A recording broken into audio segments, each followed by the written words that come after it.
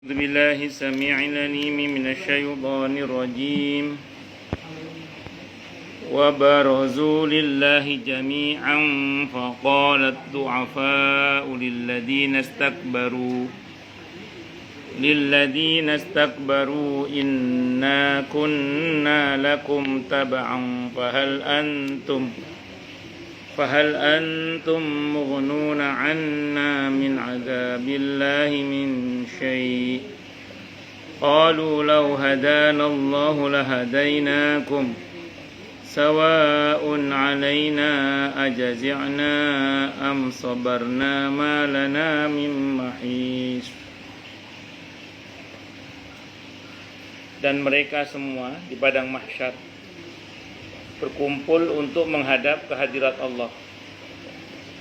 Lalu orang yang lemah berkata kepada orang yang sombong, sesungguhnya kami dahulu adalah pengikut-pengikutmu. Maka dapatkah kamu menghindarkan kami dari azab Allah, walaupun sedikit saja? Mereka menjawab, sekiranya Allah memberi petunjuk kepada kami, niscaya kami dapat memberi petunjuk kepadamu. Sama saja bagi kita, apakah kita mengeluh atau bersabar, kita tidak mempunyai tempat untuk melarikan diri. Kalau bahasa sederhananya, orang yang dulu ngikuti orang lain dalam ketidakbenaran, itu minta tolong kepada orang yang diikuti, termasuk setan, agar menolong dia dari azab Allah. Kata yang ngajak dalam keburukan, termasuk setan, mengatakan, laiso ya, aku juga pengen selamat dari azab Allah. Kalau bisa saya juga pengen selamat dari azab Allah. Tapi hari ini kita tidak akan bisa lari dari ketentuan Allah itu, dari azab Allah itu, baik sabar maupun nggak sabar. Jadi kalau sudah mati, kesabaran itu nggak ada gunanya. Tapi kalau kita masih hidup sekarang, sabar masih ada gunanya. Nah, ayat ini sekaligus kalau kita tadabburi di antara maknanya apa? Orang yang mengajak kita dalam kesesatan atau orang yang kita ikuti dalam kesesatan, itu nanti dia tidak akan bertanggung jawab terkait dengan kesesatan kita. Karena alih-alih tanggung jawab, dia sendiri aja bingung. Alih-alih membebaskan kita dari azab, mereka sendiri juga kena azab. Apalagi setan, tidak bisa dituntut itu. Hanya saja memang untuk para pemimpin itu siksanya lebih berat daripada yang diajak. Jadi yang ikut dan yang mengajak itu dosanya atau siksanya lebih berat. Gitu. Contoh gini misalnya, ada orang ngajari orang nyolong, atau dia pemimpin bagi para pencuri misalnya. Pencuri yang kelas cere-cere itu, ya dia tetap berdosa dengan kelasnya masing-masing. Tapi pemimpinnya itu dapat siksaan lebih karena dia yang melindungi para pencuri-pencuri itu, atau bahkan yang mengorganisir para pencuri-pencuri itu. Karenanya dia siksanya lebih berat karena dia pemimpin bagi orang-orang yang tidak baik. Makanya hati-hati dalam kehidupan ini. Kalau kita mau ngikut orang dalam ketidakbenaran, sadarilah bahwa yang bersangkutan tidak akan bisa membela kita sama sekali. Dan mereka tidak akan mau membela kita dan tidak bisa membela kita memang. Satu-satunya orang yang nanti dengan izin Allah bisa membela kita di hari akhirat adalah Nabi kita Muhammad SAW dengan syafaatul uzmanya. Baru nanti disusul setelah itu yang lain-lain. Setelah itu. Tapi syafaatul uzma itu yang megang adalah Rasulullah Muhammad SAW dengan izin Allah. Ketika Nabi Adam angkat tangan dengan mengatakan nafsi, nafsi, diriku, diriku. Nabi Ibrahim juga begitu. Semuanya angkat tangan, sibuk dengan memikirkan nasibnya. Nah, sementara Nabi kita Muhammad Sallallahu Alaihi Wasallam satu-satunya manusia yang dengan izin Allah berkenan mengajukan kepada Allah syafaat. Baru setelah itu aneka syafaat dibuka oleh Allah, termasuk dari yang lain-lain nanti. Tentu semua dengan izin Allah Subhanahu wa taala. Wa qala syaitanu. Jadi saya ulang, kalau kita ngikut setan enggak akan bertanggung jawab. Tapi kalau kita ngikut Rasulullah Muhammad SAW, Rasulullah bertanggung jawab untuk keselamatan kita. Saya ulangi, kalau ngikut setan tidak akan mau bertanggung jawab. Tapi kalau kita ngikut Rasulullah Muhammad SAW, Rasulullah akan bertanggung jawab untuk keselamatan kita. Itu bedanya. Ya silakan pilih mau ngikut Rasulullah atau ngikut setan gitu aja. Wa qala asy-syaitanu lamma qudiyal amru innallaha wa'adakum wa'dal haqqi wa wa'adtukum fa akhlaftukum. Wa ma kana li 'alaikum min sultanin illa an da'awtukum fastajabtum li. Fala talumuni wa lumu anfusakum ma ana bimusrikhikum wa ma antum bimusrikhi inni kafartu bima asyraktumuni min qabl innadz zalimina lahum adzabun alim. Dan setan berkata ketika perkara hisab telah diselesaikan, apa kata setan? Sesungguhnya Allah telah menjanjikan kepadamu janji yang benar, dan aku pun telah menjanjikan kepadamu tetapi aku menyalahinya. Kalau Allah pasti menepati janjinya. Kalau setan pasti mengingkari janjinya. Tidak ada kekuasaan bagiku terhadapmu. Contoh yang paling konkret adalah ketika Nabi Adam digoda oleh setan itu, supaya memakan buah dari pohon yang dilarang untuk mendekatinya. Apa janji setan? Nanti kamu kalau makan buah ini kamu akan kekal di surga. Kenyataannya tidak. Setan itu gitu. Kelakuannya itu gitu. Suka mengingkari janji. Kalau Allah tidak akan mengingkari janji. Karena Allah berulang-ulang dalam Al-Quran menyatakan bahwa Allah tidak akan mengingkari janji. Maka apa yang Allah janjikan dalam Al-Quran itu pasti benar. La raiba fi, tidak ada keraguan di dalamnya. Nah, sehingga kalau kita menjalankan apa yang Allah janjikan, kita harus yakin. Kalau nggak yakin, tidak akan bermanfaat. Wa kullu man lam ya'taqid lam yantafi. Kalau nggak yakin, nggak akan bermanfaat. Maka harus yakin. Pernah ada seseorang di masa Nabi itu sakit, terus dia minum madu. Dia bilang, ya Rasulullah saya masih sakit, minum madu lagi, kata Nabi. Ternyata dia masih sakit lagi. Kata Nabi, minum madu lagi. Aukamakal, sampai 3 kali dia ngomong masih sakit. Kata beliau, itu yang bohong perut kamu. Iya, yang bohong perut kamu. Karena nggak mungkin Allah bohong. Karena di balik madu, asli bener madu kan, Allah yang bilang ada obat, jadi obat kan. Minum lagi, akhirnya minum lagi lebih banyak. Qadarullah, akhirnya sembuh.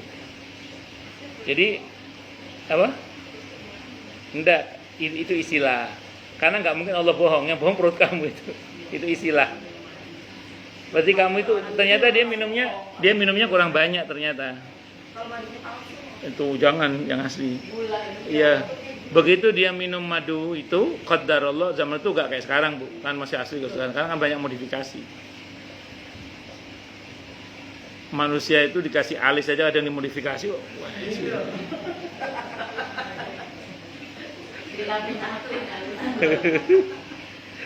wis, singkat kata singkat cerita akhirnya dia sembuh. Nah, apa ternyata kata kurang banyak. Sehingga saya pernah ada temen yang ahli bekam itu dia cerita, madu itu kalau ingin ngefek itu madu sekilo kalau bisa habis 3 hari. Iya. Iya, madu sekilo kalau bisa habis 3 hari. Iya, enggak sekaligus enggak. Iya, pokoknya dalam waktu 3 hari itu kalau bisa habis. Iya. Justru kan kalau menurut ilmu kesehatan mengkonsumsi madu kan pakai air hangat yang bagus. Karena madu itu punya apa? Panas ya nggak boleh. Iya, kalau hangat boleh, hangat 60 derajat. Karena madu itu punya lapisan lilin. Kalau dipakai air di bawah 60 ke bawah lah, itu ya itu lapisan lilinnya cair sehingga ngefek itu. Kalau ala Nabi itu ini bukan kata saya, tapi saya pernah nonton di Antv saat itu. Pakar madu diundang oleh Ustaz Arifin Ilham Allah yarham itu. Dia mengatakan ada madu hangat, ada madu dingin. Nah, kalau madu hangat itu supaya badan kita soal stamina lah. Caranya bagaimana madu hangat itu? Air dulu baru madu. Jadi air baru madu.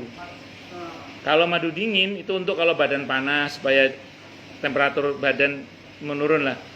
Itu madu dulu baru air. Jadi disingkatnya itu MAT, Pak Ustaz. Apa itu? madu, air, nanti badannya dingin. Iya. Kalau dulu papa dulu tuh. Ya, oh ya gitu ya gitu. Iya, jadi Oh. mat aja, ingat aja mat. Kalau Madu, kita badannya air, panas dingin. tuh, iya, kita naruh madu dulu kan. baru Iya air, bener. baru dingin. Ibu, kau tahu dari mana ibu tahu? Apa? Oh iya bener itu. Terus. Iya, tapi ya jadinya yang diingat, jadi kan kita kalau lupakan adonan itu kalau salah kan takutnya hasilnya juga Iya. Jadi yang diingat mat aja mat gitu. Kalau untuk dingin, kalau untuk badan kita lagi panas, badan hangat lagi iya. nggak enak badan. Itu saya nonton di Antv itu saat itu. Iya. Madu air nanti badan dingin. Ya itu madu dingin namanya. Kalau madu hangat itu air dulu baru madu. Nah, ketika Siti Aisyah radhiyallahu anha ditanya, apa rahasia kekuatan Rasulullah Muhammad SAW? Kata Siti Aisyah, jawabannya adalah madu. Kata pakarnya itu, madu yang jenis ini adalah madu hangat. Madu hangat itu berarti air dulu, baru madu. Nah, ini yang madu hangat. Ini justru untuk menghangatkan tubuh. Jadi kita naruh di gelasnya itu loh. Iya, walaupun air biasa. Iya, air biasa, nggak harus air hangat. Cuman memang kalau yang saya baca keterangannya itu sebaiknya justru pakai air hangat gitu. Iya, karena air hangat itu nanti mengikis lapisan lilin pada madu sehingga nanti itu akan efektif untuk lebih efektif. Bisa di kurma kenapa? Iya, enggak apa-apa. Kalau kurma itu jenis makanan yang insya Allah semua tubuh manusia bisa menerima. Saya itu kalau nggak enak makan, ada masa di mana tubuh itu menolak makanannya, masuk muntah gitu. Itu kalau kurma nggak muntah saya, bismillah. Ternyata yang ngalamin nggak cuma saya, beberapa kawan mengalami begitu. Jadi kurma itu identik dengan tubuh itu mudah menerima. Hampir semua tubuh manusia itu bisa menerima kalau kurma itu dengan itu. Karena sari kurma kan ada campuran. Iya, ini yang maksudnya kurma asli. Yang kurma asli. Langsung?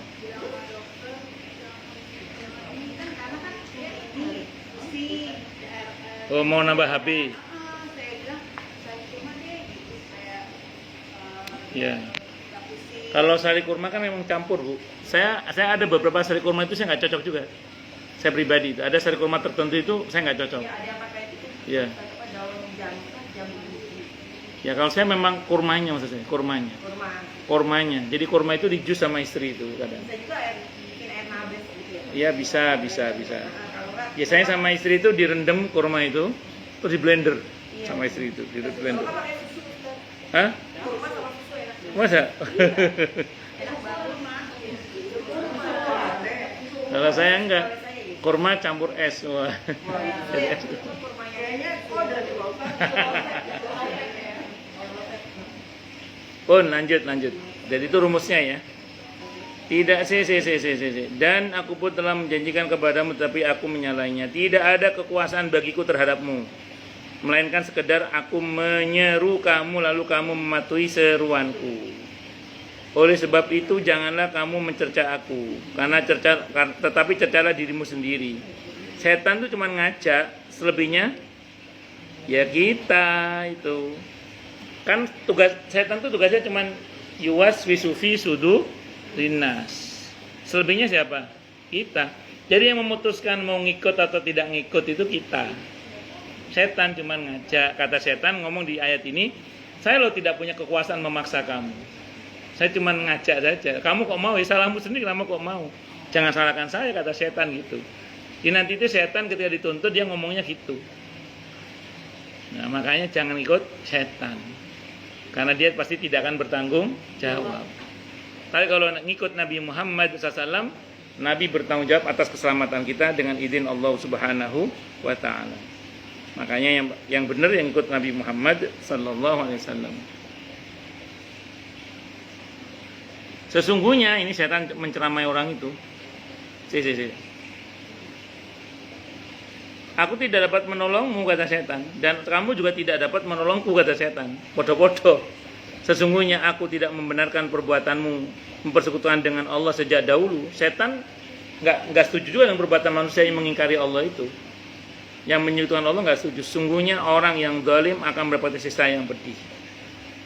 Jadi setan itu Bu, sebenarnya dia itu adalah makhluk yang sangat bertauhid sebenarnya setan itu.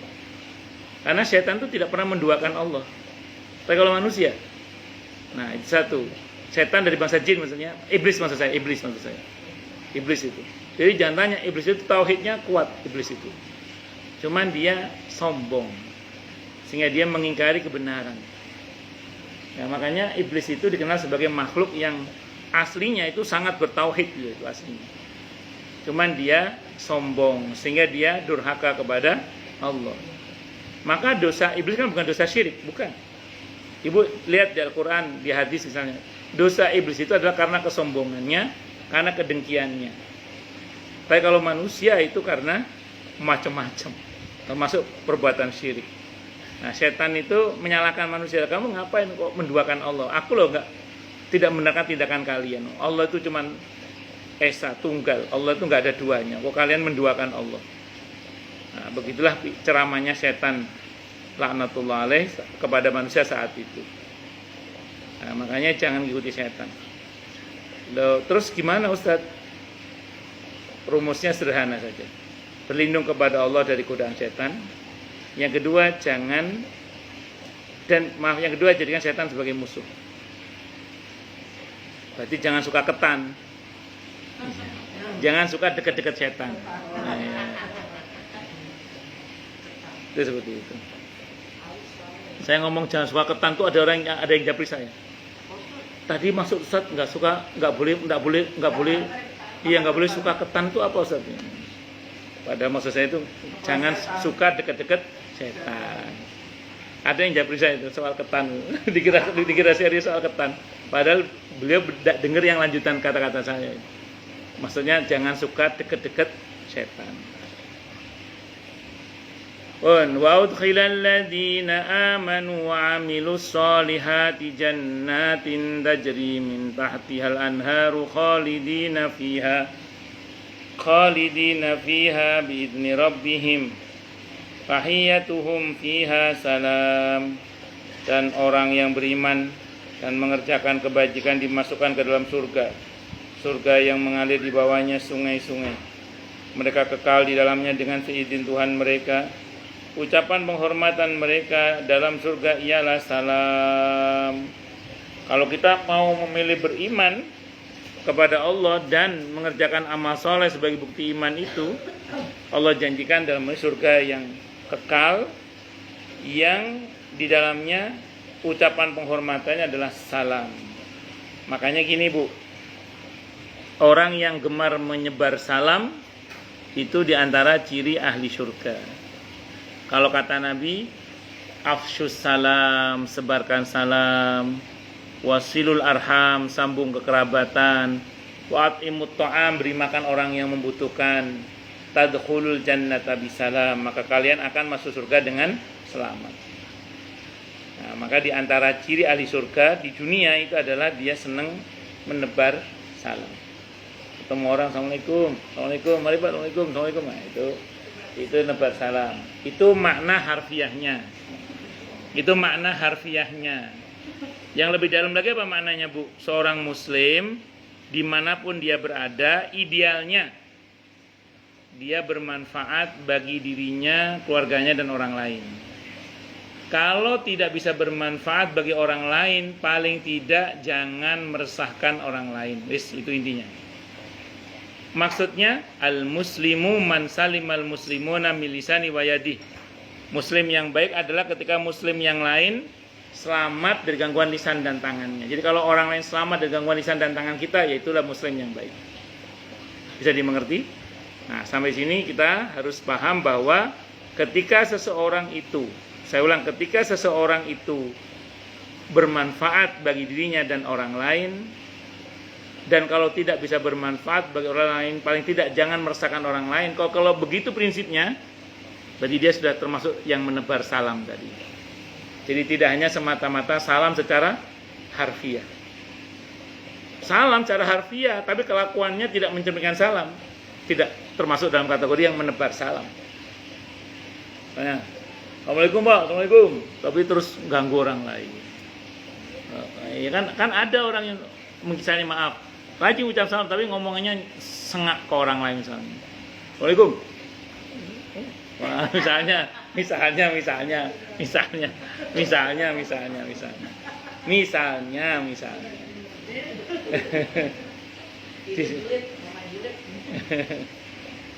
Allahu Akbar. Alam taro kaifa daraballahu masalan kalimatan thayyibatan kasyajaratin thayyibah asluha sabitu wa far'uha fis sama. Tidakkah kalian memperhatikan bagaimana Allah membuat perumpamaan kalimat yang baik seperti pohon yang baik, akarnya kuat dan cabangnya menjulang ke langit. Tu'ti ukulaha kullahinin bi'idni rabbiha wa yadribullahu al-amsala lin-nasi la'allahum yatadzakkarun. Pohon itu menghasilkan buahnya pada setiap waktu dengan seizin Tuhannya, dan Allah membuat perumpamaan itu untuk manusia agar mereka selalu ingat. Kalimat yang baik itu Kalimat yang baik itu apa? Kalimat thayyibah itu La ilaha illallah. Berarti apa itu? Iman ya. Orang kalau imannya baik, orang kalau imannya benar, itu seperti pohon yang kokoh, yang rindang, yang buahnya bisa dinikmati sepanjang masa. Saya ulang ya, orang kalau imannya benar, itu seperti pohon yang akarnya menghujam ke bumi itu, kokoh, gak gampang roboh ya. Terus nanti akan muncul tunas-tunas baru yang rindang. Karena kokoh akarnya, maka tunas-tunas baru muncul sehingga rindang, sejuk. Orang yang imannya sehat itu menyejukkan. Bahkan tidak jarang buahnya kadang berbuah, dan buahnya itu bisa dinikmati sepanjang masa. Apa buahnya itu? Rendah hati, ilmu yang bermanfaat, dermawan, apalagi murah senyum, itu buahnya, dan seterusnya. Maka kalau ada orang nampak seperti kaum yang beragama, yang nampak seperti kaum beriman, tapi kalau kita berada di dekatnya, bawaannya kok panas karena omongannya yang tidak menenteramkan, nyelekit misalnya, sikapnya yang arogan dan angkuh misalnya, maka patut diwaspadai, jangan-jangan ada masalah pada imannya. Karena harusnya kalau imannya benar, kokoh, itu menimbulkan tunas-tunas baru yang merindangkan pohon imannya itu. Bahkan tidak jarang berbuah tadi, kerendahan hati, dermawan, sabar, sehingga itu bermanfaat bagi orang-orang di sekitarnya. Bisa dimengerti? Nah, tapi sebaliknya nanti itu, orang yang imannya bermasalah itu ibarat pohon yang akarnya kropos, sehingga dia tidak kokoh, mudah roboh. Pohon yang akarnya kropos, kenapa kok mudah roboh? Karena dia tidak menimbulkan tunas-tunas baru. Alih-alih rindang, malah bikin panas. Pohon kalau udah nggak ada daunnya kan sudah nggak punya fungsi untuk sebagai tempat berteduh kan. Alih-alih buah, bahkan rindangnya pun tidak ada. Maka orang yang imannya rapuh itu digambarkan seperti itu. Makanya gini, kalau kita ingin ngukur keimanan kita dalam konteks ayat ini, salah satu tolok ukurnya adalah kira-kira orang di sekitar kita merasa nyaman apa tidak dengan keberadaan kita. Itu pertanyaannya. Yang kedua, kita termasuk pribadi yang menebar manfaat atau tidak. Mentok kalau nggak ada manfaat, paling nggak orang selamat dari tipu daya atau gangguan kita. Kalau orang itu sendiri nggak nyaman, Maksudnya? kata orang kita di sekeliling kita. Nah, kalau kita sendiri yang nggak nyaman, misalnya ada berada di tempat yang ada orang yang nggak nyaman di tempat gitu kan. Nggak, itu tadi kan ukuran untuk kita. Kalau itu berarti kita ngukur orang lain. Kalau itu tadi berarti kita ngukur orang lain. Jadi kalau untuk ukuran kita. Jadi gini. Itu secara umum saja ya. Tapi kalau gini, kita merasa nggak nyaman dengan keberadaan seseorang tertentu karena akhlak. Itu berarti problemnya bukan di kita, tapi di dia berarti kan. Nah itu ya wallahu a'lam bishawab. Ya begitulah kira-kira ya. Saya nggak tega mau ngomongnya, tapi ya begitulah kira-kira. Memang ada orang tertentu yang memang kita nggak akan nyaman berada di dekatnya karena dia kompor gitu misalnya itu. Suka ngomporin gitu. Atau apa? Iya, kira-kira gitu. Wallahu a'lam bishawab. Nah, Sekarang gini ya, kalau untuk kita itu prinsipnya itu tadi, kalau kita punya asas bermanfaat bagi orang lain, kalau tidak bisa bermanfaat paling tidak jangan meresahkan orang lain, udah sampai situ kita termasuk orang yang insya Allah imannya sehat lah, kira-kira gitu. Tapi kalau ya tadi alih-alih bermanfaat, bahkan menenteramkan pun tidak, karena mulut kita tidak terjaga, sikap kita tidak terjaga, berarti sebenarnya iman kita bermasalah. Saya baru ngeh jilbab ibu sama kaos kakinya matching gitu. Masya Allah, barakallahu fiik.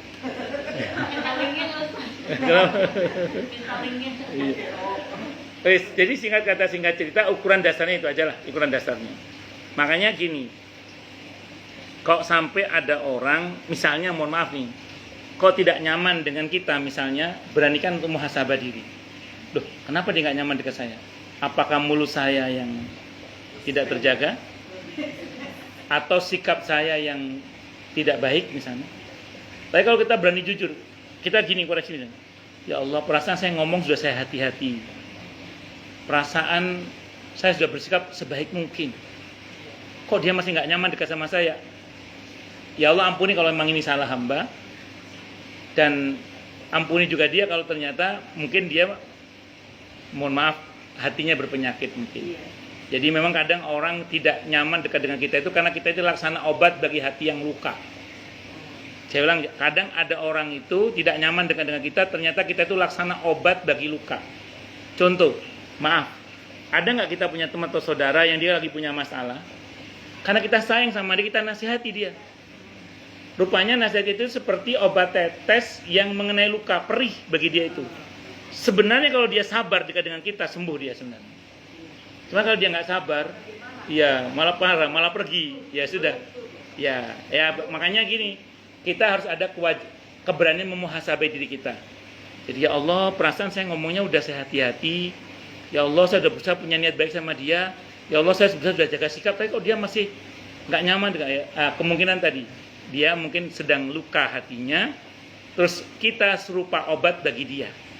Kita ini serupa obat bagi dia yang perih rasanya bagi dia. Sebenarnya saya ulang, kalau dia mau sabar dekat dengan kita, selesai sebenarnya.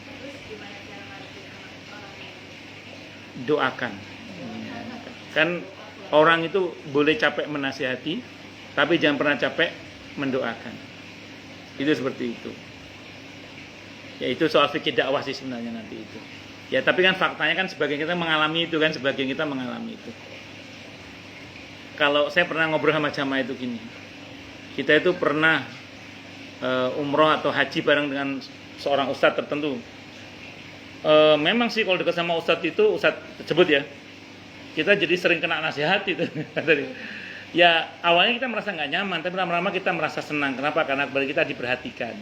Nah, jadi memang nasihat itu bagi hati yang luka itu serupa obat tetes yang perih rasanya kalau kena luka itu. Sebenarnya kalau dia mau sabar, sembuh insya Allah. Kalau dia nggak sabar ya tadi malah pergi itu. Tapi dengan catatan tuh ya, kita udah berusaha menyampaikan dengan sebaik mungkin. Kita udah berusaha bersikap semanis mungkin gitu, seindah mungkin gitu. Tapi kalau dia begitu bodoh amat tuh. Kalau Ya. ngedoain itu bisa nyampe Pak Ustaz. Oh, bisa. Kenapa tidak? Sambil Kalau yang pemeran utamanya nggak mau berubah gimana? bagus. Yang merubah seseorang itu bukan doa kita, tapi Allah. Nah, sambil contoh gini. Beberapa sahabat Nabi itu berkat doa Nabi masuk Islam di puncak kekafirannya. Saya ulang, masuk Islam di puncak kekafirannya. Siapa contohnya? Sayyidina Umar radhiyallahu anhu. Sebelumnya Nabi berdoa, ya Allah, jayakanlah Islam dengan Amr ibn Hisham atau Umar bin Khattab.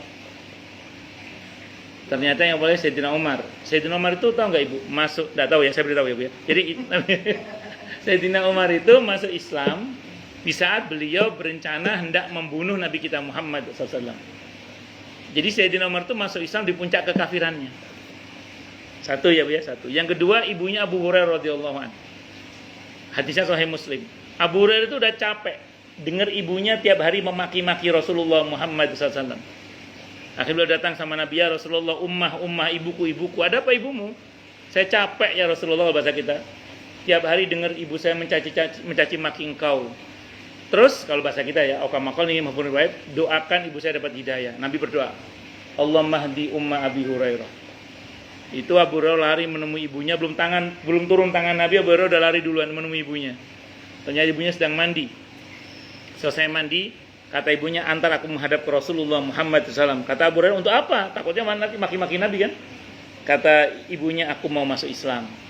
Jadi ibunya Abu Hurairah itu masuk Islam berkat doa Nabi di puncak kekafirannya ketika anaknya Abu Hurairah udah capek dengerin ibunya tiap hari maki-maki Rasulullah Muhammad SAW. Jadi bisa. Jadi walaupun orangnya nggak mau berubah awalnya, tapi kalau Allah berkehendak mau apa? Nah, jadi tugas kita hanya mendoakan, nanti yang merubah Allah. Gitu. Wallahu a'lam bishawab. Saya kira itu. Enggak, yang lain silakan.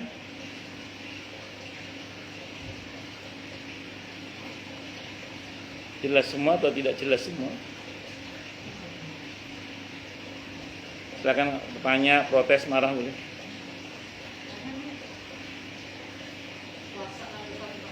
Oke, monggo.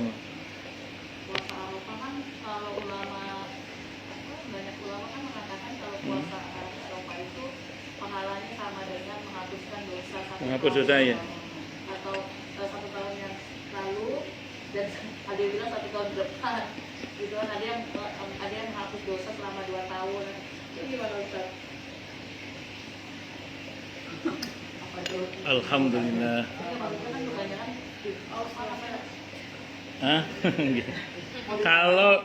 Kalau di hadis itu yang saya baca, seingat saya puasa Arafah itu menghapus dosa setahun yang lalu dan setahun yang akan datang. Kalau Asyura 10 Muharram menghapus dosa setahun yang lalu. Itu yang saya baca ya. Wallahu a'lam bishawab. Jadi yang betul adalah dia menghapus dosa setahun yang lalu dan setahun yang akan datang. Maka kalau bisa jangan sampai tidak puasa di hari Arafah walaupun tidak wajib hukumnya. Waduh Ustadz, kalau lagi dapat gimana? Kan sebagian ibu kan masih dapat kan sebagian misalnya. Maka kalau lagi dapat gampang, bantu orang lain untuk puasa. Bantu suami, bantu anak, bantu kalau nggak punya suami orang lain. Maksudnya merebut masjid, imam masjid, itu maksudnya. Iya, bukan. Ya itu, ya. Nah, itu kalau kita bantu mereka kan hadisnya sahih itu akamakal. Barang siapa yang membantu berbuka, ya berbuka orang yang puasa dia dapat pahala yang sama dengan orang yang berpuasa pada hari itu. Termasuk juga kalau kita bantu sahurnya, An-Nisa ayat 85 itu kan. Jadi kalau ibu hari itu tidak puasa, bantu orang lain untuk puasa. Yeah. Bagus. Dalil itu. Ya. Masih lumayan daripada nggak dua-duanya. Saya ulang, masih lumayan daripada nggak dua-duanya. Tapi itu tentu pemahaman yang tidak tepat. Pemahaman yang tepat itu gini, yang tepat itu kita sendiri bermujahadah bahwa sebagai manusia kadang ada kurang-kurangnya, kita tutup dengan menambah, membantu orang lain berbuka. Harusnya pemahamannya begitu. Jadi kita ini tetap bermujahadah puasa hari itu. Nah, sebagai manusia yang kadang ada kekurangannya, kita tutup kekurangan kita dengan membantu orang lain berbuka sama sahur. Itu supaya kita mendapatkan keutamaan hari Arafah. Apa? Kalau Senin Kamis kan memang tidak muakkadah kan? Kalau tidak muakkadah ya pilihan saja kalau itu. Ya itu saya bilang tadi, itu masih lebih baik daripada kemudian. Nah, saya mau terangkan dulu ini. Ya, gini, saya mau terangkan dulu. Amalia sunnah itu prinsipnya kan pilihan. Amalia sunnah itu pilihan. Tapi dengan catatan jangan meremehkan ya. Tapi lebih kepada gini. Fakta di lapangan ada sebenarnya orang itu memang kuat puasanya, nggak kuat tahajudnya. Ada orang kuat tahajudnya, kuat puasanya. Nggak kuat puasanya.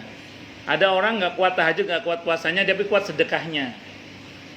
Di pada sisi mana Allah mudahkan kita, itu maksimalkan. Saya ulang ya, di pada sisi mana amalan sunnah Allah mudahkan untuk kita, itu maksimalkan. Di sisi mana kita belum mampu, pelan-pelan kita latih. Itu yang betul. Jadi kalau ibu tanya tadi, ada orang nggak pernah puasa Senin Kamis tapi dia sering bantu orang lain untuk berbuka puasa Senin Kamis, itu masih lebih baik daripada dia nggak dua-duanya.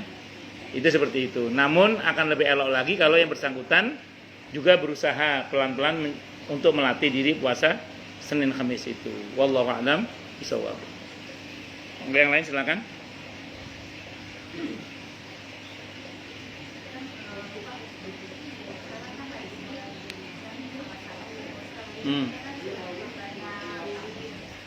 Betul, takbir mutlak.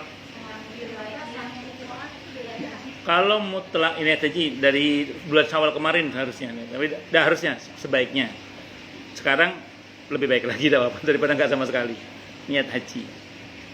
Jadi gini, kalau takbir mutlak itu kapan ibu berbuat apa saja sambil masak, sambil nyapu, sambil ngapain aja, mulut itu qomat kamit lah, Allahu Akbar, Allahu Akbar. Itu namanya takbir mutlak.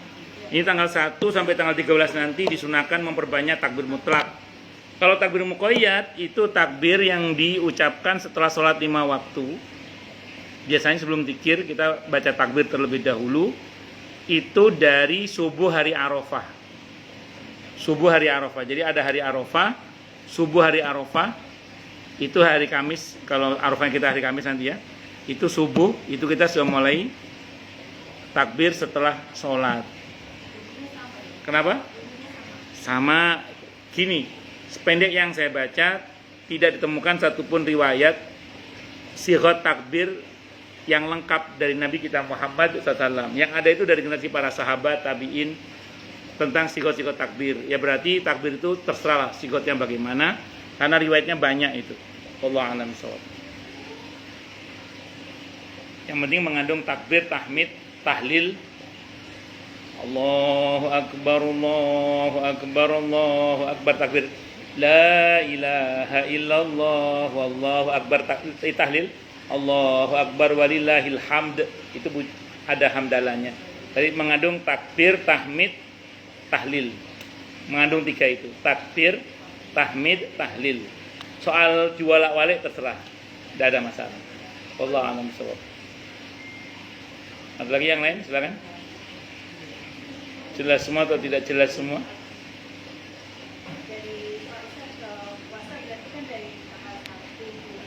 Kalau sanggup.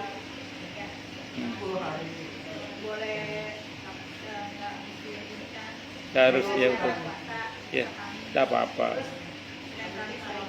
Tidak apa-apa, nggak harus ya. Nggak ada yang ditekankan di bulan Dzulhijjah itu tanggal 9. Yang ditekankan. Kalau mau nambah lagi tarwiyah sama Arafah. Kalau mau nambah lagi tiap hari sampai tanggal 9. Kenapa? Tarwiyah tanggal 8.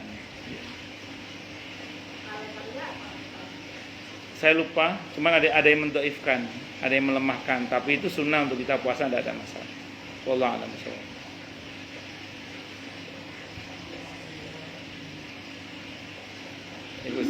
Ada lagi yang lain? Cuman keutamaan yang tarawih ada yang melemahkan riwayatnya. Tapi secara umum sih, kalau kita berbuat baik di tanggal ini sekarang ini 1 sampai 10 nanti, insya Allah, semoga Allah maukan dan mampukan kita untuk beribadah dan beramal soleh secara optimal ya, insya Allah, dan mendapatkan aneka kebaikan dari Allah secara luar biasa juga, insya Allah. Jadi gini, paling kecilnya pahala hari ini sampai tanggal 10 nanti itu, paling kecilnya itu setara dengan orang yang berperang di jalan Allah dengan harta dan dirinya dan tidak pulang lagi alias mati syahid. Itu pahala terkecil. Sudah hari ini dari tadi malam, iya. Itu pahala terkecil itu. Sudah diisbat, sudah ya. Memang hari ini betul ya. Ya udah. Jadi itu. Jadi makanya kalau ibu berbuat baik sekarang, yang terkecil aja pahalanya itu setara dengan itu.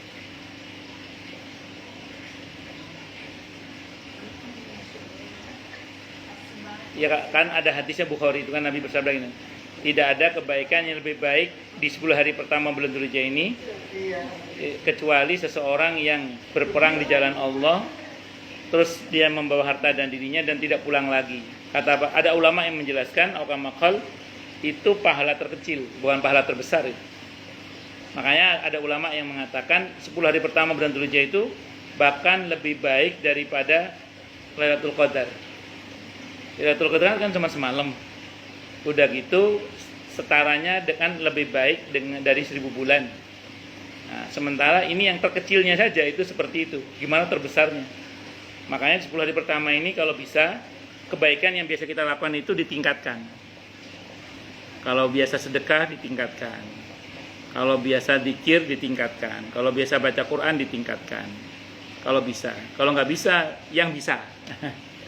Kan orang kan tadi kemampuannya kan beda-beda kan. Ada yang mungkin bisa di sini. Itu seperti itu. Maka saya itu kadang suka heran dengan sebagian orang itu. Kadang di hari-hari yang mulia itu malah kajian libur itu heran. Padahal kajian kan pahala yang luar biasa. Kok malah libur? Ada orang itu demi memenangkan puasa Arafah itu kajian diliburkan. Padahal pahala puasa Arafah itu kalau dibandingkan mencari ilmu kan nggak ada apa-apanya. Yang betul kan ya puasa Arafah yang ngaji gitu loh, yang betul itu. Nah, itu seperti itu. Wallahu a'lam.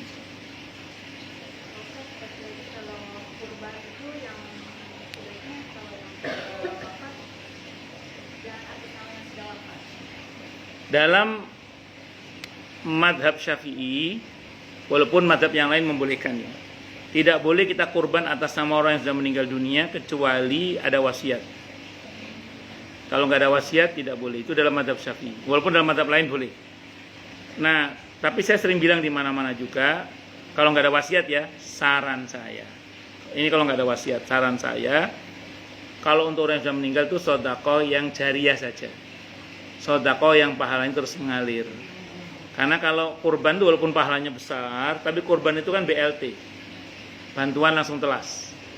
Nah, sementara kalau jariah kayak modal usaha, beasiswa sekolah, pengadaan mushaf Al-Quran, pengadaan sumur bersih, perbaikan jalan, dan macam-macam itu kan pahalanya terus mengalir. Itu lebih dibutuhkan. Itu. Wallahu a'lam bishawab. Ada lagi mungkin? Bagusnya jariah seperti itu atau ada lagi kan yang sedekah makanan juga sebetulnya juga. Nah gini. Bagus. Sedekah makanan besar pahalanya. Terutama kalau itu kita berikan kepada orang yang bertakwa. Orang yang kebaikannya produktif. Ini Bu Ririn ngasih saya tadi minuman apa ini? Sirup ya, sirup. Ini kan saya minum nih. Saya minum. Bukan berarti saya orang bertakwa ya. Saya kan yang indah sini cuma contoh aja. Saya masih belajar untuk bertakwa, bukan orang bertakwa. Tapi ini saya kasih contoh aja. Kan dengan izin Allah kan jadi tenaga bagi saya. Insya Allah jadi tenaga bagi. Nah terus saya setelah ini insya Allah kan mau ngajar lagi di Grand Prima Bintara insya Allah. Maka semoga Allah terima amal saya insya Allah. Nah itu Burin dapat pahala yang sama dengan saya. Nah setelah dari Grand Prima Bintara, iya, dari Grand Prima Bintara insya Allah saya mau ngajar lagi ke Kemang Pratama insya Allah. Nah di Kemang Pratama saya ngajar lagi, insya Allah Burin dapat lagi itu nanti insya Allah. Nah itu. Ternyata dari sekian banyak orang yang ngaji itu ada 5 orang yang mengamalkan ilmu saya. Ternyata dia ngajarkan ke anaknya. Udah, saya dapat lagi, ibu dapat lagi itu. Iya, ini ya itu Anissa. Iya, itu Anissa 85. Baru sirup. Belum STMJ. Apa perlu? Iya. Di Riyadhus Shalihin itu disebutkan bahwa sedekah yang paling utama itu kepada orang yang bertakwa. Maksudnya orang yang kebaikannya produktif. Saya ulang ya, saya tidak melabeli saya sebagai orang yang bertakwa, tidak. Saya cuma ngasih contoh saja. Ini contoh orang yang kayak saya yang istilahnya masih belajar takwa lah kalau bahasa kita. Ya masih belajar takwa. Kan kita semua belajar takwa. Apalagi yang betul-betul bertakwa. Jadi betul tidak salah. Jadi ngasih makanan pun bisa produktif kalau itu orangnya kebaikannya produktif. Itu seperti itu. Tapi kalau orangnya nggak produktif, ya selesai jadi kotoran aja kan. Ya sudah selesai ngasih makan dapat pahala ngasih makan orang. Cuman karena dia nggak produktif kebaikannya, ya sudah selesai jadi kotoran, selesai udah. Itu sih. Kenapa? Enggak apa-apa. Enggak. Bukan berarti kita tidak ngasih orang miskin. Orang miskin, iya, itu pahalanya besar. Iya, kan ada ayat yang mengatakan memberi makan manusia itu seperti menghidupi seluruh manusia, kan di Al-Maidah itu besar juga pahalanya. Cuman memang kalau kita kemudian berikan kepada orang yang miskin yang bertakwa itu lebih baik lagi. Lah, kalau orang nggak takwa, kita dapat pahala memberi makan manusia itu besar juga pahalanya. Saya ulang ya, saya tidak mengatakan bahwa memberi makan orang itu pahalanya kecil, besar. Cuman kalau kita bicara untuk orang yang sudah meninggal, itu maksud saya itu loh. Itu sebenarnya yang produktif kebaikannya, karena itu yang dinanti oleh yang sudah meninggal gitu, maksud saya gitu. Kalau kita mah, semuanya kita sasar habis lah semuanya. Itu. Jadi memberi makan manusia itu kebaikan yang Allah tekankan itu. Terutama manusia yang bertakwa. Kalau dia nggak bertakwa bagaimana? Kalau dengan pemberian kita suatu saat dia bisa kita dakwai dan berubah jadi baik, itu juga top lagi itu. Silakan itu. Suami saya ikut dengarkan Ustadz, katanya surah An-Nisa yang lain Ustadz. Bu Hajatwi.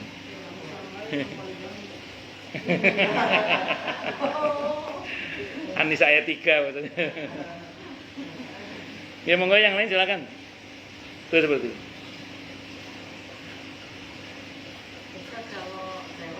Ustaz, kalau kita kasih makan orang berpuasa ya, kalau yang makanan paling pertama awal, sopan awal, itu pahalanya sama dengan kita dengan orang yang berpuasa, pahalanya sama dengan kita orang. Tapi beda dengan kalau itu tadi makan saat pertama begitu. Enggak gini. Itu penafsiran sudah itu. Kalau di hadisnya itu tidak mengatakan yang ngasih makan pertama, minum pertama, enggak. Kalau di hadis itu barang siapa yang berikan buka untuk orang yang berpuasa, aukamakol, maka baginya puasa orang yang berbuka itu. Sama dengan pahala orang yang berbuka itu. Nah, sekarang gini Pak Bu Haji. Semoga jadi haji beneran, amin. Ya misalnya gini, kita minum nih. Buka kan, minum. Iya, matun. Ini yang ngasih minum ini insya Allah dapat pahala yang sama. Kan kita masih lapar kan? Iya, nanti makan takjilnya. Yang kedua berarti itu kan dapat lagi insya Allah. Karena itu masih rangkaian berbuka itu. Dan saya yakin orang yang makan di waktu maghrib itu niatnya pasti berbuka semua itu. Walaupun makan ringan maupun makan berat. Nah, ketika dia tunda makan beratnya sampai isya nanti, begitu isya dia makan sama aja kan, makannya juga. Iya, makan buka itu intinya dia membantu untuk berbuka itu. Itu yang Ibu bilang tadi itu sependek yang saya pahami itu penafsiran. Itu kita hanya dapat yang makan pertama aja, itu penafsiran itu. Penafsiran. Ya, kalau gitu bersyukurlah bagi yang sedekah minuman kalau gitu. Tapi nyatanya kan Nabi tidak mengklasifikasikan itu. Yang saya pahami ya. Ya, selamat itu rangkaian dari berbuka itu. Mau yang pertama maupun yang kedua, selama itu rangkaiannya itu masih dalam kategori berbuka. Itu berbeda dengan gini, kita tadarus malamnya, ada takjil itu, ada cemilan pas tadarus itu tidak kategori berbuka. Kenapa? Karena saya tahu orang makan itu pasti bukan untuk berbuka kan, tapi untuk tapi tiba-tiba ada orang datang, alhamdulillah ada kue, belum buka nih saya ini, maksudnya belum makan maksudnya. Dia makan itu pahala berbuka juga sama aja. Kembali pada niat yang berbuka itu aja sebenarnya. Wallahu a'lam.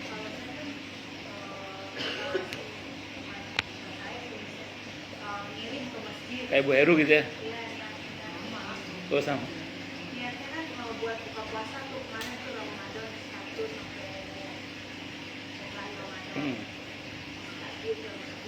Tapi kalau berlimpah banyak ya udah dipisah-pisahin nanti buat yang tadarus. Jadi gimana tuh? Mereka niatnya kan udah buat orang buka puasa.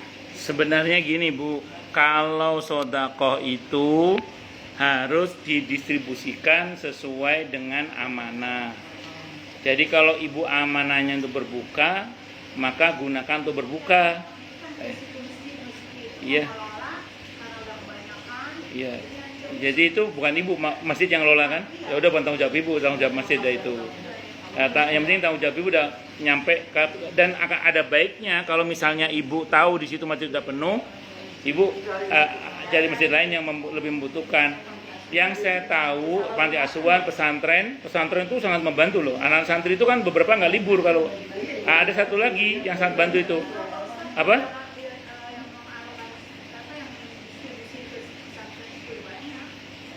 Ya tapi santri, saya kan santri Bu, ya. Oh, makannya jangan tanya santri itu. Nah, jadi gini Bu. Ya, jadi gini Bu, maksud saya gini. Kalau ibu mau cari masjid-masjid yang di pinggir-pinggir jalan, ya, yang banyak musafir-musafir itu, ya, itu habis, insya Allah habis, ya, insya Allah habis. Allah alam shawab. Tapi yang penting sih ibu sudah sesuai dengan amanah. Soal nanti pendistribusinya terserah mereka, kita nggak ikut-ikut ya itu terserah mereka. Itu. Saya kira itu Allah alam shawab. Ada lagi? Yeah.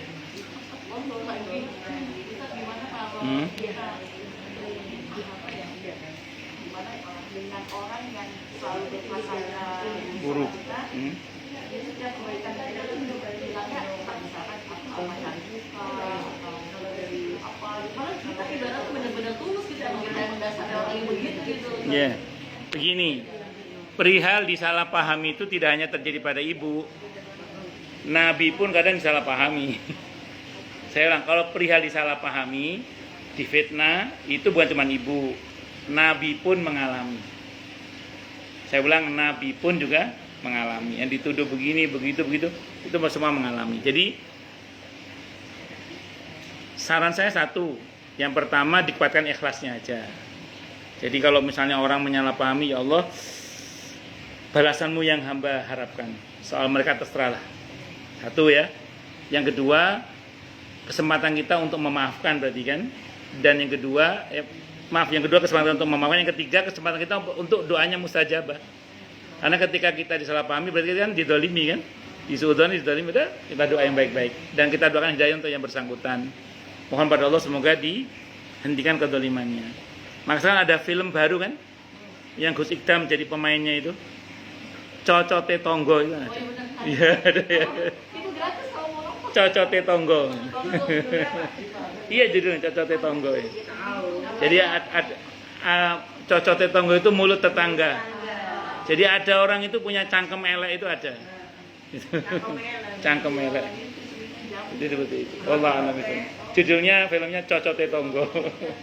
Jadi pokoknya orang berbuat apa saja itu pokoknya disalahpahami saja sama tetangganya itu. Ya, cocot itu ibu orang Surabaya ibu. Iya, iya. Cocot itu mulut, congore tonggo. Congor. Ya, jadi ibu tidak sendiri. Banyak yang mengalami seperti ibu, biasa itu, biasa. Ya, biasa itu. Yang diperkuat keikhlasan kita aja, terus serahkan pada Allah. Mohon yang baik-baik kita aja. Misalkan gitu ya. Oke. Misalkan ada seseorang ini merasa nggak nyaman, tapi sedangkan banyak yang merasa nggak nyaman, tapi ternyata memang diri dia yang bermasalah gitu. Dan mungkin kan ada yang pernah bilang yang bahaya itu orang yang tidak tahu bahwa dirinya bersalah. Oke. Sampun? Oke, gini. Kalau kita merasa besar gitu ya, itu kita patut waspada. Jangan-jangan hati kita sedang bengkak gitu. Hati kita sedang apa? Bengkak. Jadi bukannya kita orang besar, tapi hati kita ternyata bengkak. Artinya itu masalah pada hati kita. Kalau kita merasa besar. Ketika kita merasakan ada perasaan semua orang di mata kita jelek gitu. Ternyata bukan orang yang jelek, cermin hati kita yang kotor rupanya. Ya, di sini tadi Bu Haji, kita harus punya keberanian untuk muhasabah diri, menghantam diri kita. Kira-kira kenapa ini kok semua terjadi? Di situ butuh kejujuran untuk menilai diri sendiri. Kenapa semua ini terjadi? Betul kata Bu Haji tadi. Jangan-jangan masalah bukan di luar kita, tapi kitalah masalahnya. Itu biasanya tolok ukurnya ketika semua orang sikapnya sama kepada kita. Jangan-jangan bukan orang yang bermasalah, kita yang bermasalah. Tapi kalau dari 10 orang semuanya baik-baik saja, hanya satu yang bermasalah, itu mungkin memang dia yang bermasalah. Tapi kalau perasaan dari 10 itu kebanyakan bermasalah, kita jangan-jangan memang kita masalahnya. Nah, memang harus ada keberanian untuk muhasabah diri itu, Bu Haji. Jangan sampai melakukan yang kita merasa dilukai padahal kita yang melukai. Apa itu? Ya itu playing victim. Ya, jangan begitu. Seperti anak bayi yang nangis. Iya, padahal dia menjabat dirinya sendiri, anak kecil itu. Ya, wallahu a'lam bishawab. Playing victim.